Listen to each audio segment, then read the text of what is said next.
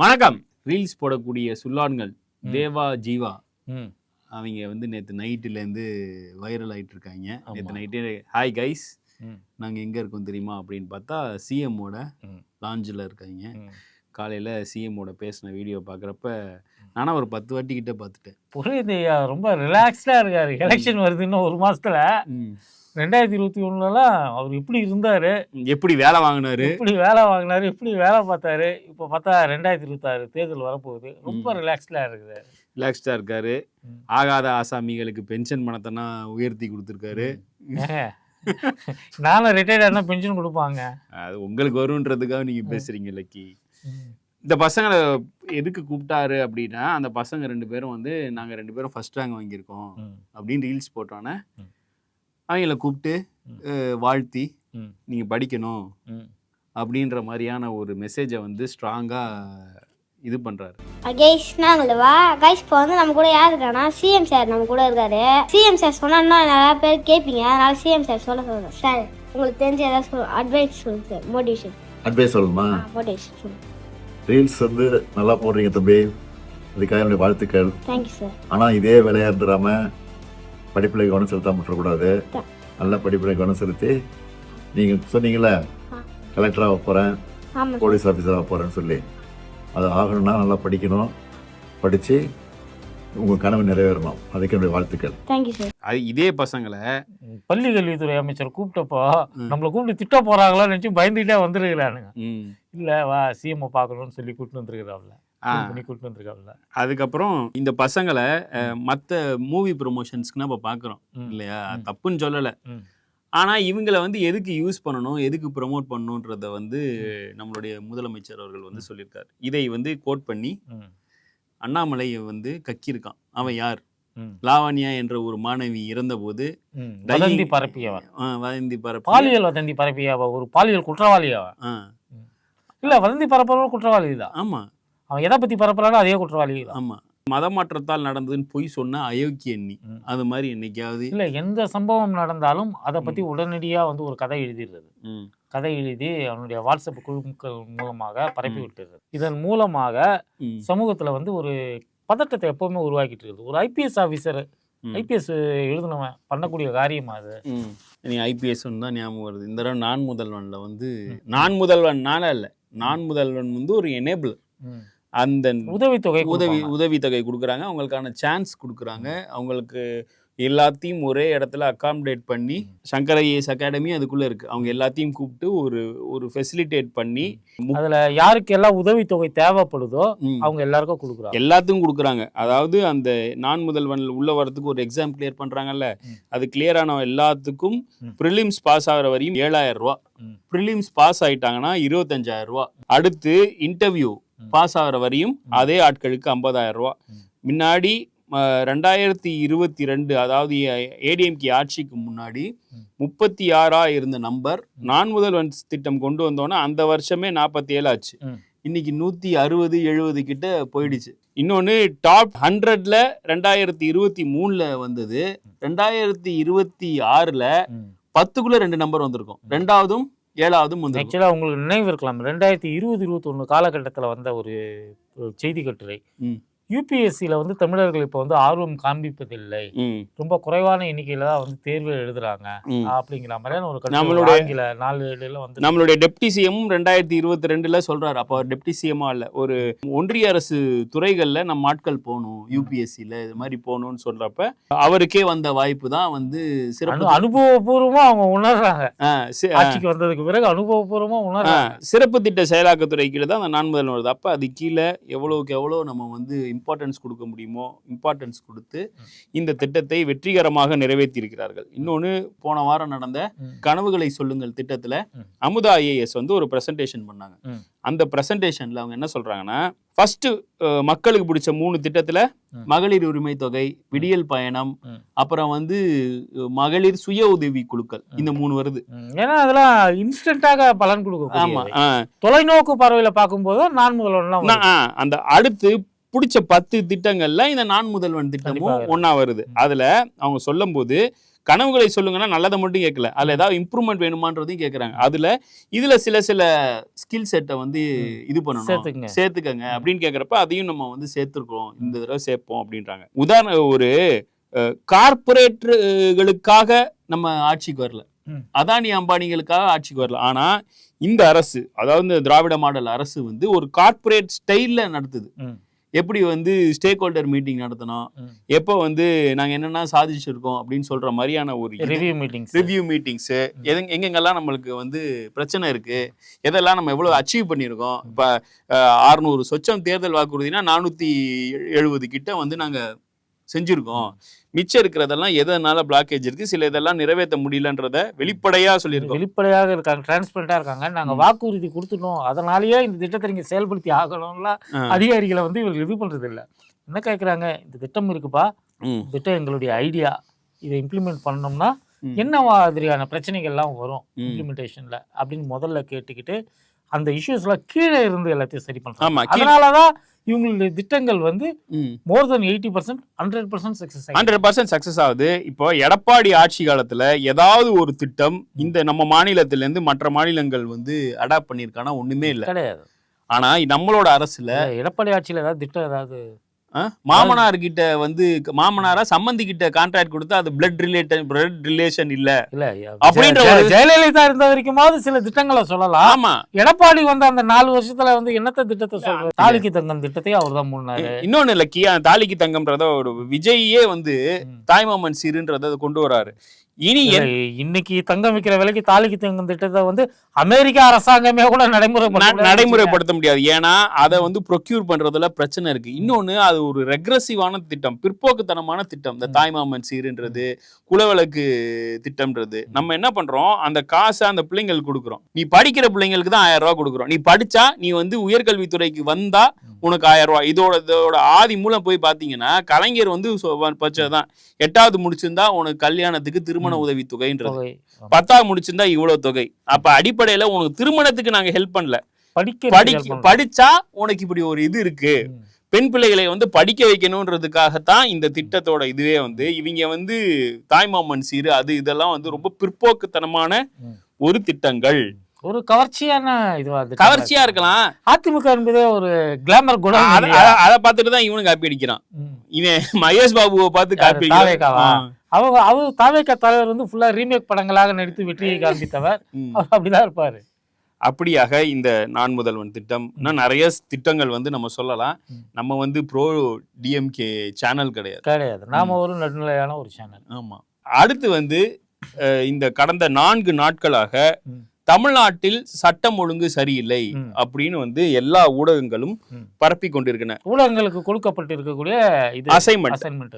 இதை வெளிப்படையா சொல்லணும் அப்படின்னா, ஏலியன் வந்து ஒரு ட்வீட் போட்டுச்சு, இல்ல பேசினாருன்னு கூட நினைக்கிறேன். அதாவது வந்து ஒரு பெண் பாதிக்கப்பட்டிருந்தால், ஒரு கொலை செய்யப்பட்டிருந்தால், விக்டிமாக இருந்தால் உடனே வந்து ரேப் உடனடியா சொல்லிடுறது அப்படின்றது.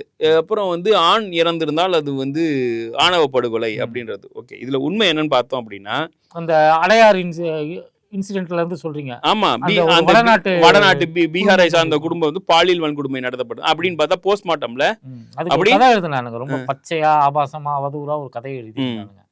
அது ஊடகங்களா எழுதுன கதை. இப்ப ஒரு நாகரிக சமுதாயத்துல என்கவுண்டரை நம்ம ஆதரிக்க கூடாது.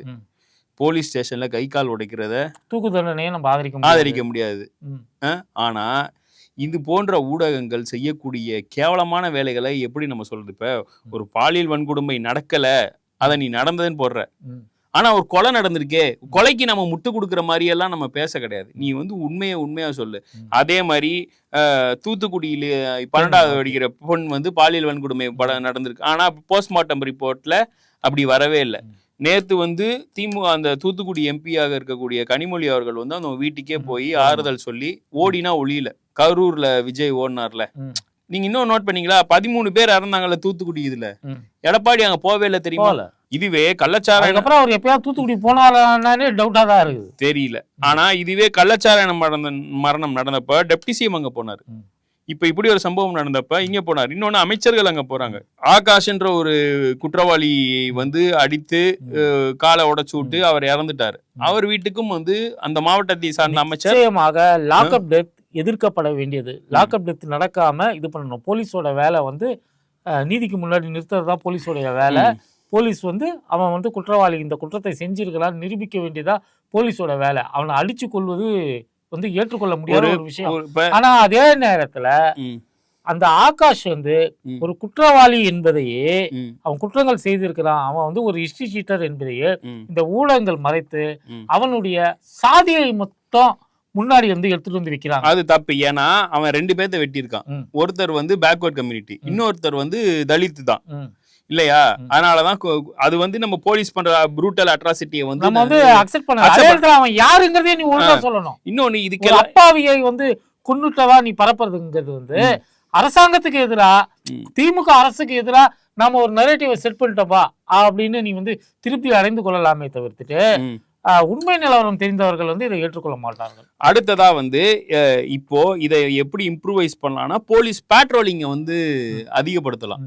அது நிச்சயம் செய்ய. இப்போ சென்னையில அந்த பிஎஸ்பி தலைவர் ஆம்ஸ்டாங் இறந்ததுக்கு அப்புறம் ரொம்ப கணிசமான கிரைம்கள் வந்து குறைஞ்சிருக்கு. ரொம்ப ரொம்ப குறைஞ்சிருக்கு. கணிசமான கிரைம்கள் தான் நடக்குது. அதையும் வந்து இம்ப்ரூவைஸ் பண்ணிட்டே இருக்காங்க. அது காரணம் சிசிடிவி ஃபுட்டேஜா இருக்கலாம், பல்வேறு காரணங்களா இருக்கலாம். இப்ப ஒரு கிரிமினல்ஸ் வந்து ஆணையாளர்களுடைய ஸ்டைல் இருக்கு. சிட்டில வந்து அவங்க வந்து லா அண்ட் ஆர்டர் கட்டுக்குள்ள வைத்துக் கொள்வதற்கு ஒவ்வொரு ஆபீசருக்கும் ஒரு ஸ்டைல் இருக்கு. அதெல்லாம் வேற இருக்கு. அது மாதிரி நிறைய விஷயங்கள், நிறைய காரணிகள் இருக்கு. நம்ம வந்து 19 ரூபா இது ஒண்ணுதான் காரணம் அப்படின்லாம் வந்து நம்ம வந்து சொல்லிட முடியாது. அதுக்கு ஏகப்பட்ட விதமான விஷயங்கள் இருக்கு. இன்னொன்னு வந்து காவல்துறையில வந்து சீர்திருத்தங்கள் வந்து மிக மெதுவாக நடக்கிறது. இது வந்து தமிழ்நாடுன்னு மட்டும் நான் சொல்லல, இந்தியாவில் அட்வான்ஸ்டாக இருக்கிறதுன்னு வச்சுங்களேன். ஒட்டுமொத்தமாகவே இந்தியாவில் வந்து காவல்துறையில எவ்வளவு பணியாளர்கள் இருக்கிறாங்க, அவங்களுக்கான வேலை நேரம் என்ன, காவல்துறைக்கு மட்டும் பணி நேரமே கிடையாது. 8 hours டியூட்டி அப்படின்னு சொல்லிட்டு நாம வந்து உலக அளவில் ஒரு நடைமுறை இருக்கு எல்லா துறையிலையும். காவல்துறைக்கு அது போன்ற நடைமுறைகள் எல்லாமே கிடையாது. அதில் செய்யப்பட வேண்டிய சீர்திருத்தங்கள் நிறைய இருக்கு. இது எல்லாத்தையுமே வச்சுதான் நம்ம இந்த பிரச்சனையை வந்து பார்க்க முடியும். ஒரு ப்ராடர் வியூவில் நீங்கள் பார்க்க போனீங்கன்னா காவல்துறைக்கு என்ன பிரச்சனை அப்படிங்கிறத நம்ம பார்க்க முடியும். நிறைய நம்ம வந்து பெட்ரோல் ஜிப்ஸ் இன்க்ரீஸ் பண்ணலாம், நீ ஏன் அங்கே இல்லை இங்கே இல்லைன்னு கேட்கலாம். உண்மையில் மக்கள் தொகை அடிப்படையில் 100 பேருக்கு எத்தனை காவல்துறை பணியாளர்கள் இருக்கிறாங்க, இது முதல்ல நம்ம பார்க்கணும். 100 பேத்துக்கு இருக்க மாட்டாங்க, 1000 பேத்துக்கு தான் இங்க வந்து இருக்கிறாங்க. இந்த விகிதாச்சாரம் குறையணும். நீங்க சொல்ற மாதிரி வந்து எல்லா இடங்களிலும் காவல்துறையினர் இருக்கணும், குற்றமே நடக்காம பார்த்துக்கணும் அப்படின்னா இந்த மாதிரியான சீர்திருத்தங்கள் இதெல்லாம் வந்து தேவைப்படுது. இதெல்லாம் வந்து மிக நீண்ட கால நோக்கில் செய்யப்படக்கூடிய விஷயங்கள் தான். நாளைக்கே இது எல்லாத்தையும் வந்து நம்ம வந்து சரி பண்ணிட முடியாது. அதே நேரத்தில் ஒரு குற்றம் நடந்துச்சுன்னா அந்த குற்றம் நடந்திருக்கிறது, யார் குற்றவாளிகள் என்பதை எவ்வளவு வேகத்தில் கண்டுபிடிக்கிறாங்க, எந்த விதமான அதில் வந்து ஒரு சார்பும் இல்லாமல் அவங்க நடந்துக்கிறாங்க, இதில் தான் ஒரு அரசாங்கத்துடைய மாண்பு இருக்கிறது. இன்னொன்று சமீபமாக பார்த்தீங்கன்னா இந்த எக்ஸ்ட்ரா மேரிட்டல் அஃபேர்ஸ்னால நடக்கக்கூடிய கொலைகளையும் சட்டம் ஒழுங்குல வந்து கொண்டு வர்றாங்க. இப்போ ஒரு உதாரணத்துக்கு சொல்றேன். ஜனவரி 30, 2026 தீயில் எரிந்தது விவசாயி மட்டுமல்ல, பன்ருட்டி சம்பவத்தை சுட்டிக்காட்டு இபிஎஸ் கண்டனம் அப்படின்றாரு. இதோட நியூஸ் என்ன தெரியுமா, ஒரிஜினல் இது என்ன தெரியுமா, மருமகளின் கள்ளக்காதலை கண்டித்த மாமனார் கொலை. இது வந்து எப்படி சட்டம் ஒழுங்குல வரும்? எல்லாத்தையும் இவங்க சட்டம் ஒழுங்குல எடுத்துட்டு வராங்க. தாவேகாரங்க என்ன சட்டம் ஒழுங்குல எடுத்துட்டு வரானுங்கன்னா திரிஷா விஷயத்தை கலப்பினதே இவங்க தான் அப்படின்ற. அதெல்லாம் இப்படிதான் வந்து நாங்க வந்து தடுக்க முடியும், அது அவனுடைய விருப்பம். அதெல்லாம் நாங்க வந்து ஏன் தடுக்கணும்? அடுத்ததா 6/2/2001 6 நாள்ல, நான் ரொம்ப பெரிய சாம்பிள் டிஃபரன்ஸ் சொல்லல, 6 நாள்ல அடுத்த இது மதுரை திருப்பரங்குன்றம் அருகே உள்ள சாமநந்தம் பகுதியில் அஇஅதிமுக இளைஞர் மற்றும் இளம்பெண் பாசன ஒன்றிய தலைவர் திரு செந்தில் அவர்கள் தலை துண்டிக்கப்பட்டு கொடூரமாக படுகொலை செய்யப்பட்டுள்ளார். இதுக்கு என்ன தெரியுமா காரணம்? ஏதோ புருஷன் பொண்டாட்டி பிரச்சனை அப்படின்னு தினகரன் கூட சொல்லல, இந்து தமிழ் சொல்லியிருக்கான். இந்து தமிழ் ஒரு நடுநிலையான நாள் இல்ல. பொண்டாட்டி வந்து புருஷனை ஆள் வச்சு கொள்றது எப்படி சட்டம் ஒழுங்குல வரும்? அத போலீஸ் எப்படி தடுக்க முடியும்? இன்னொன்னு, இந்த மீடியா யூஸ் பண்ற வார்த்தைகள். போன வாரம் வந்து ஒரு 12 வயசு பெண்ணை பாலியல் வன்புணர்வு செய்த அக்காவின் காதலன், அக்காவோட புருஷன் ஆக்சுவலா, இப்படியெல்லாம் வந்து ஒரு சென்சிட்டிவான ஒரு விஷயத்த கூட நியூஸ் இது வந்து கேரி ஒரு லா அண்ட் ஆர்டர் இஷ்யூவா மாத்துறது வந்து ஊடகத்துறையோட அபத்தம். அதே மாதிரி போன வாரம் இன்னொரு சம்பவமும் நடந்தது. அதாவது திமுகவை எதிர்க்க வேற எதுவும் இல்லை, ஒரு அடிப்படையில இதெல்லாம் வந்து ஊர்ல எந்த ஏவும் நடந்தாலும் அதை வந்து போன வாரம் ஒரு பொண்ணு மன உளைச்சல் தாங்காம வந்து என்ன ஹாராஸ் பண்ணாங்க, கார்ல கொண்டு போய் அடையாறுல. அப்புறம் பார்த்தா அந்த பொண்ணே வந்து மறுத்துருச்சு. நம்ம இன்னும் ஆனா என்கொயர் பண்ணோம், இது பின்னாடி எந்த கட்சி இருக்கு அப்படின்னு சொல்லுமா இல்லையா? இப்ப நீ வந்து லா அண்ட் ஆர்டர் சரியில்லைன்னு திமுக சொல்றப்ப இது போன்ற சம்பவங்கள் நடக்கும்போது அது காரணம் யாருன்றதையும் பார்க்கணும். அதே மாதிரி இது போன்ற பல ஊடகங்கள் கிட்ட நம்ம கேட்டுக்கிறது என்னன்னா, ஒரு சம்பவம் நடந்ததுன்னா உடனடியாக டிவியில பப்பரப்பான அதை வந்து போடணும், அதுல ஏதாவது எக்ஸ்க்ளூசிவா ஒரு தகவலை கொடுக்கணும்னு சொல்லிட்டு உங்களுடைய சொந்த கற்பனை வளத்தை எல்லாம் வந்து நீங்க வந்து பயன்படுத்தாதீங்க. காவல்துறை விசாரணை நடக்க 2 நாள் 3 நாள் பொறுத்துருங்க, உண்மை வெளியில வரும். உண்மை தகவல் என்னங்கிறத மக்களுக்கு கொண்டு போய் சொல்லுங்க. ஊடகம். காவல்துறை அதிகாரிகள் யாரையாவது காப்பாற்றுறாங்க குற்றவாளிகள்னா அதை வெளிக்கொண்டு சொல்ல வேண்டியது ஊடகத்தோட கடமை தான். அதை நம்ம இது பண்ணல. இந்த விளாத்திக்குளம் பிரச்சனையிலேயே அங்க அதிமுகவை சார்ந்த ஒரு நிர்வாகி போடுற ஃபேஸ்புக் போஸ்ட தான் இன்னொரு மீடியா சேனல் வந்து கவர் பண்ணுது. அது நம்ம பாக்குறோம். நம்ம காவல்துறையினர்கிட்ட கேட்டுக்கிறது என்னன்னா, நீங்க தயவு தாட்சணம் வாய் வதந்தி பரப்பக்கூடிய ஆட்களை வந்து தயவு தாட்சணம் இல்லாமல் மீது நடவடிக்கை எடுங்க. 4 பேரை பிடிச்சி உள்ள போட்டீங்கன்னா இந்த விஷயம் வந்து சரியாகும் அப்படின்னு நினைக்கிறேன். அவங்க ஐடி விங்கு, இந்த விங்கு, அந்த விங்கு, எந்த விங்கா இருந்தாலும் இருந்துட்டு போட்டோம். வதந்தி பரப்புவது குற்றமா இல்லையா? குற்றம். அவங்க மேல நடவடிக்கை இல்ல. இப்ப பொலிட்டிக்கலா வந்து வதந்தி பரப்புறாங்க, அது கூட ஓகே இல்லதான், ஓகேவா? ஆனா ஒரு லா அண்ட் ஆர்டர் சம்பந்தப்பட்ட விஷயத்துல ஒரு பொண்ணு இறந்து கிடக்கு, நீயா வந்து பாலியல் வன்கொடுமைன்னு சொல்றப்போ உனக்கு எவ்வளவு வக்ரம் இருக்கணும்? அவன் மேல இன்னும் நடவடிக்கை எடுக்கலன்னா இந்த மாதிரி வந்து ஒரு வாட்ஸ்அப்ல ஒரு வதந்தியை பரப்புறது, அதுக்கப்புறம் அது அண்ணாமலை போன்ற தருதலைகளால் தற்குறிகளால் செய்தியாக கொடுக்கப்படுவது, இந்த பேட்டர்ன் வந்து கடந்த 5 ஆண்டுகள்ல நம்ம நிறைய சம்பவங்கள்ல பார்த்துருக்கிறோம். ஆமா. முதல்ல வந்து அவனுங்க வந்து என்ன பண்ணுவானுங்க, வாட்ஸ்அப்ல வதந்தியை கலப்புவானுங்க. அந்த வதந்தி வந்து சோசியல் மீடியாவுக்கு வரும். சோசியல் மீடியாவில் வந்து பரபரப்பாக பேசப்படும். அதுக்கப்புறமா வந்து இந்த ஊடகக்காரனுங்க போயிட்டு, ஊடகக்காரனுங்க தான் இந்த இடத்துல சொல்ல வேண்டியது, போயிட்டு அதை ஒரு கேள்வியாக இவனுங்க கிட்ட போய் கேட்கறது, கேட்கும் போது இவனுங்க அதுக்கு ஒரு பதில சொல்றது, அதை ஒரு செய்தியாக்கி மெயின் ஸ்ட்ரீம் மீடியாவுக்கு கொண்டு வருவது. கடைசியாக சிபிஐ விசாரித்தாலும் சரி, காவல்துறை விசாரித்தாலும் சரி, அந்த வதந்தி வெறும் வதந்தியாகத்தான் இருக்கும். எப்படி தஞ்சாவூர்ல அந்த லாவண்யா விஷயத்துல ஒரு வதந்தியை வந்து வாட்ஸ்அப்ல கிளப்பி அதை வந்து ஒரு நேஷனல் மீடியா லெவலுக்கு இவங்க கொண்டு வந்தாங்களோ, அதை கடைசியாக சிபிஐயே விசாரித்து அது கிடையாதுன்னு சொன்னாங்களோ, அது போலதான் எல்லா கேஸும் நடந்துட்டு இருக்கு. அடுத்ததா மிகப்பெரிய பிரச்சனையாக இருக்கக்கூடியது கேஸ் தட்டுப்பாடு. இப்போ ஒன்றும் இல்லை, இப்போ நம்ம பின்தெருவிலே நிறைய ஹோட்டல் இருந்துச்சு, எல்லாம் மூடிட்டாங்க. எல்லாம் 4ல் 3 மூடிட்டாங்க. இன்னொரு ஒரே ஒரு ஹோட்டல் தான் இருக்கு, அதுலயும் ரைஸ் செய்யறாங்க, அதில் விறகடுப்புல செய்யறாங்க. எனக்கு வந்து ரொம்ப நாள் கழிச்சு சத்துணவு சாப்பாடு சாப்பிட்ட மாதிரி இருந்தது. நல்லா தான் இருந்தது, குறையா சொல்லலை. ஆனா இப்ப இருக்கக்கூடிய பிள்ளைகள் அதெல்லாம் சாப்பிடுமான்றது சந்தேகம் தான். ஏன்னா நானும் சத்துணவு சாப்பிட்டு வளர்ந்துருக்கேன், எனக்கு ஒன்றும் அது பெரிய கௌரவ குறைச்சல். ஆனா இப்படி ஒரு பிரச்சனை நடந்துட்டு இருக்கு. இந்த பிரச்சனை வரப்போகுதுன்னு தெரிஞ்சோடனே நம்மளுடைய அயன் பாக்ஸ் சுமந்த்ராமன் வந்து இது வந்து சன் டிவி கிளப்புற பிரச்சனை சொல்லி சன் டிவி ஆங்கர் கிட்டே வாங்கி கட்டிக்கிட்டா நம்ம போன இதுலயே சொல்லிட்டோம். இப்ப வந்து பிரஸ்டீஜ் இல்ல, இன்னொன்னு பாத்தீங்களா, இவரு பத்ரி, அதான் பத்ரிக்கு தான் வரேன். பத்ரி வந்து இப்ப எல்லா இண்டக்ஷன் குக்கருக்கும் மாடல் ஆயிட்டாரு. ஆமா, அதுக்கு வந்து அவர் ஆப்ரன் போட்டுக்கிட்டு தலையில தொப்பி எல்லாம் வச்சுக்கிட்டு ஒரு தம்ப்நெயில் கூட வச்சிருந்தாரு. நல்லா அப்படியா? ஆமா ஆமா, அது அவங்க வீடியோ அந்த கிழக்கு நியூஸ் யூடியூப் சேனல்ல பார்த்தேன் நானு. நல்லா அவரே மனசார திமுக வரும், கண்ணு கெட்டின வரையும் ஆன்டி இன்குபன்சி இல்லைன்னாரு. எப்படியாவது திமுக தோக்கடிக்கணும் அப்படின்னு அவருக்கு ஒரு பர்சனலா ஒரு இது இருந்துச்சு. ஏன்னா உள்ளலாம் போயிட்டு வந்தாரு. அது வந்து ஒரு வாய்ப்பு இல்லை அப்படிங்கிற மாதிரி தான் அவருடைய லேட்டஸ்ட் சொல்லுங்க. சரி விடுக்காது, நம்ம வந்து தனிநபர் பிரச்சனைகளை வந்து பேசுவதற்கான ஒரு வெளி கிடையாது. ஆனா இந்த கேஸ் பிரச்சனைங்கிறது மிகப்பெரிய அபாயகரமான பிரச்சனை. இப்போதைக்கு நம்மளுடைய அரசு என்ன அறிவிச்சிருக்கு அப்படின்னா, ஹோட்டல்ல மின் கட்டணத்துக்கு யூனிட்டுக்கு 2 ரூபா குறைச்சிருக்கு. ஏன்னா அவங்க கமர்ஷியலா யூஸ் பண்ணக்கூடிய கரண்ட் செலவு இனிமேல் அதிகமாகும்ன்றனால ஒரு அறிவுபூர்வமான ஒரு முடிவை எடுத்து இப்படி குறைச்சிருக்கு. இதை வந்து இன்னைக்கு நியூஸாவும் பாக்குறோம். ஒன்றிய அரசோட தவறான ஒரு கொள்கை. நீ வந்து ரஷ்யா கிட்ட வாங்கிட்டு இருந்த, ஈரான் கிட்ட அதுக்கு முன்னாடி வாங்கிட்டு இருந்த, அதுக்கு முன்னாடி வெனிசுலா கிட்ட வாங்கிட்டு இருந்த.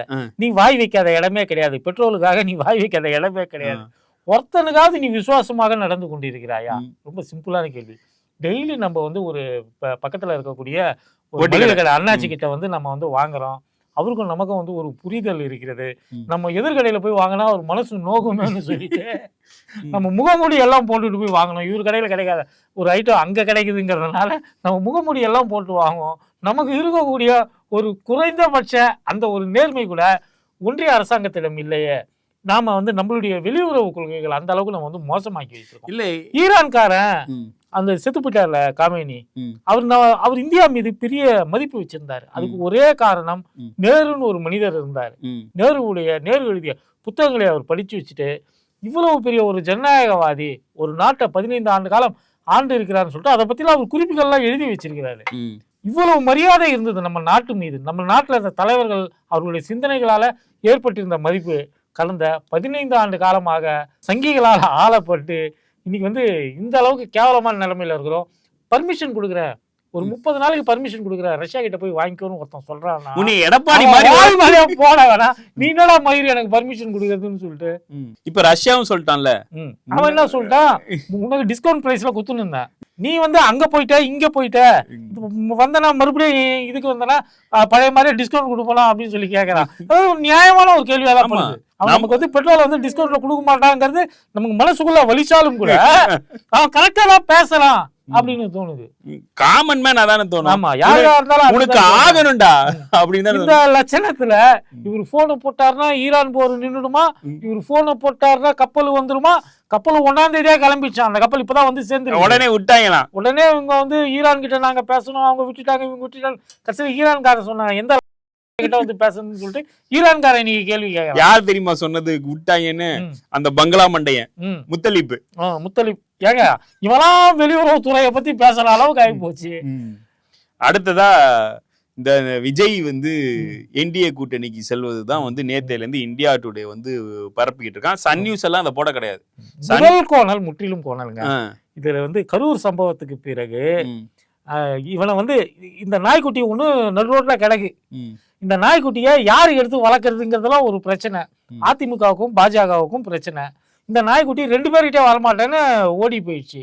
இப்போ வர்றதுக்கு ரெடியா இருக்கு. ஆனா அதுக்குள்ள அந்த நாயும் இந்த நாய் அந்த நாயை தந்துச்சு. இப்போ புதுசா ஒரு குட்டி வந்துச்சுன்னா பிரச்சனை வருவேன். அதுக்கு வந்து பாலுக்கு என்ன பண்றது, புறைக்கு என்ன பண்றதுங்கிற மாதிரியான ஒரு பிரச்சனை. கிளியரா சொல்லணும்னா தாவேக்கா நம்ம கூட்டணிக்கு வராதுன்னு அதிமுக நினைச்சு பாஜக கிட்ட போயிடுச்சு. தாவேக்கா நம்ம கூட்டணிக்கு வராதுன்னு பாஜக நினைச்சு அதிமுக கிட்ட போயிடுச்சு. இப்போ 2 பேரும் சேர்ந்துட்டானுங்க. 2 பேருக்கும் வந்து ஒரு கட்டாய கல்யாணம் மாதிரி நடந்து போச்சு. இப்போ இடையில இன்னொன்னு உள்ள வருது. வரும்போது அதை எப்படி அகாமடேட் பண்றது, அதுக்கு யாரு வந்து தாலியை கட்டுறது அப்படிங்கிற மாதிரியான ஒரு பிரச்சனை ஏற்படல. என்ன பிரச்சனைனா இவரு விஜயும் வந்து சீஃப் மினிஸ்டர் கேண்டிடேட்னு ஃப்ரண்ட் அண்ட் பண்ணி ஒரு 1-2 வருஷம் ஒப்பேத்திட்டாங்க. எடப்பாடி தன்னை ஒரு முதல்வர் வேட்பாளரா சொல்லி இது பண்றாங்க. பிஜேபில இருந்து அப்படி எந்த ஒரு கிளைமும் இல்ல. ஒருவேளை பிஜேபி தனியா இருந்தா, பிஜேபில ஒரே ஒரு சீஃப் மினிஸ்டர் கேண்டிடேட் இருந்தாரு, அவர் பதவியை விட்டு தூக்கிட்டீங்க. அண்ணாமலையும் இல்ல, இப்ப ஆடம் கிடையாது. அப்ப 2 பேர் இருக்காங்க, விஜய் இது. இப்ப என்டிஏ யாரை பார்க்க போகுது, அதுதான் மேட்ரு. இப்ப நம்ம வந்து ட்ரையல் அண்ட் எரர் தான் பண்ண போறோம். இங்க வந்து பத்ரி சொன்ன மாதிரி யார் ஜெயிப்பாங்கன்றது இதாச்சு. இப்போ ஒரு ஆசிட் டெஸ்ட் பண்ணணும் அப்படின்னு என்டிஏ பிஜேபி நினைச்சது அப்படின்னா, ஏற்கனவே பிஜேபி தனியா நின்று இவங்க ஒரு 16 to 18% வாங்கிட்டாங்க. யாரு? பிஜேபி. ஏடிஎம்கே அவங்க 19-20 நிக்கிறாங்க. இவன் வந்து அன்டெஸ்டட். இவன் கூட நின்று நம்ம தோக்க தான் போறோம். இவனோட நின்று என்ன ஆகுதுன்ற பாக்குற அரித்மெட்டிக் கால்குலேஷன் தான் இந்த 2 நாளா நடந்துட்டு இருக்கு. ஆக்சுவலா பிஜேபி போட்டுக்கிட்டு இருக்கக்கூடிய கால்குலேஷன் ஏற்கனவே வந்து தாவேக்க உள்ள வரலங்கிற ஒரு மனநிலையிலேயே அவர்களுக்குள்ள வந்து தொகுதி பங்கீடுல பிரச்சனை இருக்கு. திமுகவுக்கு தொகுதி பங்கீடுல பிரச்சனை இருந்ததை பத்தி ஊதுன்னு ஊதிச்சு இல்லையா? அது மாதிரி அதிமுக கூட்டணியில, அதாவது என்டிஏ கூட்டணியில இருக்கக்கூடிய பிரச்சனைகளை பத்தி அவர்கள் வந்து பேசுவதில்லை. அங்க பாஜக 50க்கும் மேற்பட்ட இடங்களை வந்து கேட்கிறது. பாஜகவுக்கு மட்டும். அதை தவிர்த்து விட்டு பாத்தீங்கன்னா ஜி.கே. வாசனே வந்து தன் சக்திக்கு மீறிய தொகுதிகளை கேட்கிறார் அப்படின்னு சொல்றாங்க. அவரே 20-25 தொகுதி எதிர்பார்ப்பதாக தகவல்கள் வந்து இருக்கு. ஜான் பாண்டியன் 10 கேட்கிறாரு, அது நியூஸ்லயே இருக்கு. ஜான் பாண்டியன் 10 கேட்கிறாரு, பாரிவேந்தர் ஒரு 25 கேட்கிறாரு. எல்லாத்தையும் இவர் கூட்டி கழிச்சு பார்த்தா மொத்தமாக 1234 தொகுதி வருது. எடப்பாடி என்ன பண்றதுன்னே புரியல. ஒரு வாட்டி மதுரையில பியூஷ் கோயலோட பேசினாரு, திருச்சியில பியூஷ் கோயலோட உட்காந்து பேசினாரு, எங்கேயுமே வந்து வரல. ஏன்னா இவர்கள் கேட்கக்கூடிய தொகுதியில் கொடுத்தோம்னா ஒரு 10 மாநிலங்களில் நம்ம கூட்டணி சேர்ந்து நின்னாதான் அவன் விரும்பின தொகுதியை கொடுக்க முடியும், எண்ணிக்கையில் கொடுக்க முடியுங்கிற மாதிரியான ஒரு நிலைமை இருக்கிறது. இதில் புதுசாக தாவேக்காவை எப்படி இவங்களால அகாமடேட் பண்ண முடியும்? அகாமடேட் பண்ணுவதாக இருந்தால் இவங்க வந்து 100க்கு குறைவான தொகுதிகள் தான் அதிமுக நிற்க முடியும் என்பதா இன்னைக்கு இருக்கக்கூடிய ஒரு சூழல். ஏன்னா 30க்கு குறைவாக எக்காலத்திலையும் பாஜக ஒப்புக்க போறது கிடையாது. அவங்க வந்து மினிமம் 30ங்கிறதுல ரொம்ப அதாவது கடைசி கட்டமாக போனாலும் கூட 30 தொகுதி கண்டிப்பாக எங்களுக்கு வேணும். ஏன்னா எங்களுக்கு வந்து 30 எம்எல்ஏ கேண்டிடேட்ஸ் இருக்கிறாங்க அப்படின்னு அவங்க முடிவு எடுத்துட்டாங்க. அவங்க எம்எல்ஏ கேண்டிடேட்ஸ்லாம் நாராயண திருப்பதி மாதிரி அல்லு சில்லுங்க தான் வச்சுக்கங்க. இருந்தாலும் அவங்க 30 பேருக்கு கொடுத்தா அவனுங்கிற முடிவுக்கு வந்துட்டாங்க. இவங்களுக்கு 30 கொடுத்துட்டு கூட்டணி கட்சிகளுக்கு கொடுத்துட்டு இதில் தாவேக்கா கேட்கக்கூடிய தாவேக்கா வந்து அவங்க வந்து கேட்கக்கூடியது 100 தொகுதிக்கு கிட்டத்தட்ட கேட்குறாங்க. அதிகபட்சமாக அவங்கள மடக்கி வைக்கணும்னா 70ங்கிற மாதிரி வரும். அப்போது எடப்பாடி கட்சிக்கு எவ்வளோ தொகுதிகளில் போட்டியிட வாய்ப்பு கிடைக்கும்? இதெல்லாம் இந்த கேள்விகள் எல்லாம் இருக்குது. அப்படி இருக்கும்போது பாஜக என்ன நினைக்குதுன்னா அதிமுகவை கைட்டி விட்டு தாவேக்காவை மட்டும் நாம் வச்சுக்கிட்டோம்னா நமக்கு லாபம், நம்ம கேட்கிற தொகுதி அவங்க கொடுப்பாங்க. அதாவது 2வது இடத்திற்கு வருவதற்கான வாய்ப்பு இருக்குன்னு அவங்க நம்புறாங்க.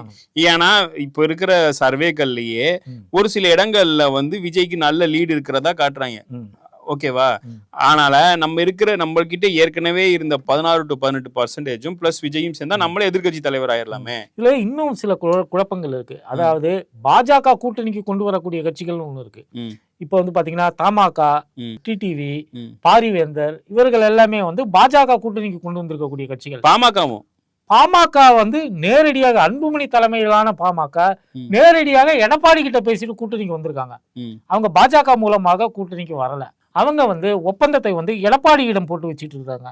இந்த மாதிரியான குழப்பம் இருக்கு. ஸோ பாமக கேட்கக்கூடிய சீட்டுகள் அவர்களும் வந்து 30க்கு மேலதான் கேட்கிறாங்க. அவர்கள் கேட்கக்கூடிய சீட்டுகள் அவர்கள் அதிமுகவிடம் கேட்டுக்கொண்டிருக்கிறார்கள். அங்க டிடிவி போன்றவர்கள் வந்து பாஜகவில் வந்து அதிக சீட்டுகளை கேட்டுக்கொண்டிருக்கிறார்கள். இப்போ பாஜகவும் அதிமுகவும் உட்காந்து அவர்களுக்குள்ளேயும் வந்து பிரச்சனைகள் இருக்கு. இப்படின்னும் போது அந்த கூட்டணி வந்து நம்ம என்ன சொல்றது தெரியல, கிச்சடி கூட்டணியாக இருக்கிறது.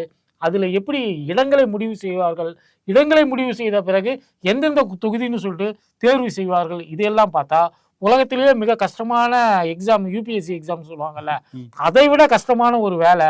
இதை எடப்பாடி எப்படி முடிக்க போறாருன்னு தெரியல. அவரே வந்து 10ஆம் கிளாஸ் பாஸ் ஆகிறதுக்கு கூட வக்கில்லாத ஒருவர், அவர் எப்படி இதை முடிப்பாரு? நம்ம சொல்லல, அன்புமணி சொல்லியிருக்காரு. அதான் நானும் சொல்றேன். அன்புமணி சொல்லியிருக்காரு 10ஆம் கிளாஸ் பாஸ் ஆக கூட வக்கில்லாத ஒருவர் இந்த கூட்டணி குழப்பங்களை எப்படி வந்து சரி செய்ய முடியும் அப்படிங்கிறது குழப்பமாக இருக்கிறது. இன்னைக்கு வந்து இப்ப தற்கொலை வந்து தனி விமானத்துல டெல்லிக்கு போவதாக சொல்கிறார்கள். அங்க யாரை பார்க்க போறாப்புல, யார் காலில் விழ போறாப்புல, என்ன பேச போறாப்புல, அங்க என்ன முடிவு எடுக்கப்படுகிறது, இது எல்லாம் எதுவுமே வந்து எடப்பாடிக்கு சம்பந்தம் இல்லாமல் தனியா வந்து நடந்து கொண்டிருக்கிறது. கடைசியில் இவங்க எல்லாம் செய்யறதை வச்சு பார்க்கும்போது இவங்கெல்லாம் சேர்ந்து என்டிஏன்னு ஒரு கூட்டணியை அமைச்சிட்டு அதிமுகவை தனியாக விட்டுருவாங்களோ அப்படிங்கிறதான் இதுவாக இருக்கு. பார்ப்போம். மீண்டும் அடுத்த பூம்பரில் சந்திப்போம். நன்றி, வணக்கம்.